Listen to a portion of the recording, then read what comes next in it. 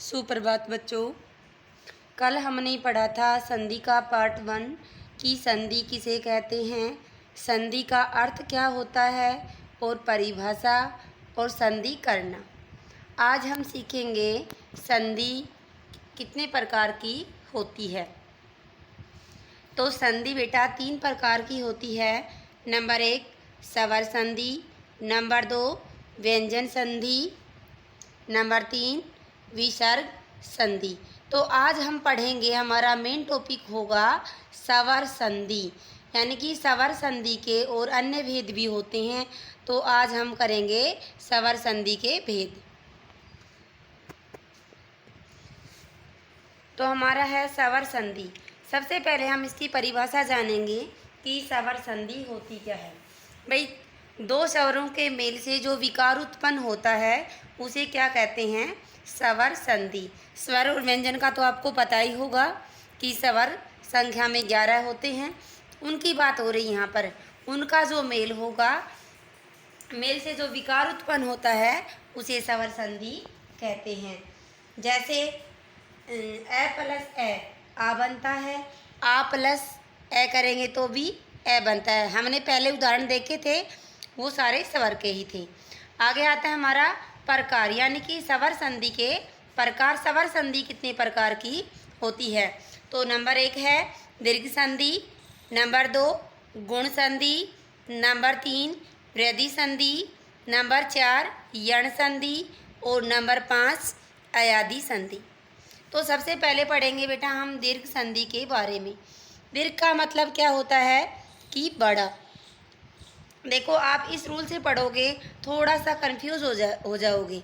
मैं आपको एक ऐसा रूल बताऊंगी कि आपको जो भी शब्द देखोगे, आप जो भी शब्द देखोगे देखते ही बता दोगे कि इसमें ये संधि है। अगर आप इस तरह से करते हो कि ए और ए, यानी कि पहले पद में के लास्ट में ए हो और दूसरे पद के स्टार्ट में ए हो, तो क्या बन जाएगा, आ बन जाएगा। आ प्लस आ भी क्या बनेगा, आ। ई प्लस ई करेंगे तो बड़ी ई। ये रूल हमने पीछे देख लिया था और सीख लिया था, लेकिन आप कुछ देर के लिए इनको भूल जाना है आपको। आप सिर्फ क्या रखेंगे कि दीर्घ संधि में आ बड़ी ई बड़ा ऊ, आ बड़ी ई और बड़ा ऊ, ये मिलेंगे हमें। या तो आ की मात्रा या बड़ी ई की मात्रा या फिर बड़े ऊ की मात्रा मिलेगी। और ये आ ऊ की मात्रा कहाँ मिलेगी आपको, सेंटर के अंदर मिलेगी। ये नहीं कि कहीं भी मिल जाए और हमने जल्दी से दीर्घ संधि कर दिया, तो ये गलत होगा। कहाँ मिलेगा, सेंटर के अंदर मिलेगा आपको। जिस तरह से देखो, ये ए और ये आ, ये सेंटर क्या बना हमारा, ये है हमारा मेन सेंटर। ये है हमारा मेन सेंटर और ये है वी वाला है, ये है, ये आगे वाला नहीं। ये जो मात्रा लगी हुई है ये होते हैं मेन सेंटर। यानी कि दो स्वरों का परस्पर जो मेल करते हैं उनका विकार उत्पन्न होता है। जो विकार उत्पन्न हुआ वो सेंटर करेंगे कि जहाँ पे मात्रा कहाँ लगी।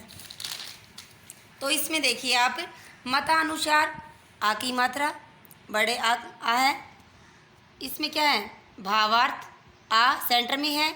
माँ जा, देखो इधर भोजनालय जा, देवालय वा, सत्या मिला आपको वा। उसी तरह से बड़ी ई की मात्रा वी, नी, कपींद्र, योगिंद्र, गी मिला बड़ा। अब ये देखो, आप ये मत जान ले मैडम यहाँ पे जान किस है, जा नहीं, मैंने सेंटर का नाम लिया है तो सेंटर का मतलब ये बड़ी की। इसी तरह से बड़ा ऊ, ये यहाँ पे भी बड़ा ऊ, यहाँ पर भी, और यहाँ पर बड़ी ई, यहाँ पर बड़ी ई, और यहाँ पर भी बड़ी ई की मात्रा, और यहाँ पर भी बड़ी ई की मात्रा। आ की मात्रा, बड़ी ई की मात्रा और बड़े ऊ की मात्रा जिस भी शब्द के सेंटर में लगी हुई हो वहाँ पर कौन सी संधि होगी, दीर्घ संधि। दीर्घ संधि की वैसे अभी आपको मैंने बताया उस तरह से पहचान करने में हमें दिक्कत होगी। सिर्फ क्या याद रख लेंगे, आ ई ऊ। क्लियर सभी को। आगे है जी हमारा नंबर 2 पे गुण संधि। गुण संधि में उसी तरह से वो रूल अगर याद करते हो आप कि ए प्लस ई मिलकर क्या बनेंगे, आए। आ प्लस बड़ी ई मिलकर ओ आर, इस तरह से अगर इनको याद रखोगे तो नहीं कर पाओगे। आपको उसी तरह जैसे इन मात्राओं को याद रखा, उसी तरह से इन 3 मात्राओं को याद रखेंगे। ए की मात्रा, ओ की मात्रा और अर की मात्रा। तो गुण संधि में अभी आपको मैंने बताया कि आपको सिर्फ क्या याद रखना है, ए की और ओ की और अर, इन तीनों की मात्रा याद रखनी है। जहाँ भी इनकी मात्रा दिख जाए आपको जिस भी शब्द में, वहाँ पर कौन सी संधि होगी, गुण संधि। जहाँ कहीं का मतलब ये नहीं कि आगे पीछे दिख जाए, मात्रा कहाँ पर होनी चाहिए, सेंटर के अंदर होनी चाहिए। तो आप उदाहरण देखेंगे, उदाहरण से हम पता करेंगे कि मात्रा कहाँ मिलेगी सेंटर में हमें। देखिए नरेंद्र में ए की मात्रा मिला आपको, सुरेंद्र में ए की मात्रा, पुष्पेंद्र में सेंटर में है, सतेंद्र में, महेश में, परमेश्वर में, राकेश में, विरोचित ओ की मात्रा, विरोचित ओ की मात्रा है तो कौन सी संधि होगी, गुण संधि। परोपकार ओ की मात्रा, जलोर्मी, महोदय, महोत्सव, हितोपदेश आपको मिला।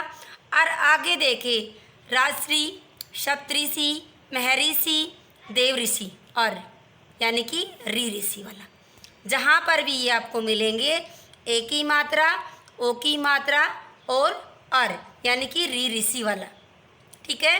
वहाँ पर कौन सी संधि होगी, गुण संधि। दीर्घ संधि में आ की मात्रा, बड़े ई की मात्रा और बड़े ऊ की मात्रा। दीर्घ का मतलब बड़ा होता है तो सारी मात्रा बड़ी। गुण संधि में ए, ओ और अर। अब आता है हमारा अगला, हमारा वृद्धि संधि। वृद्ध का मतलब क्या होता है भाई, बूढ़ा।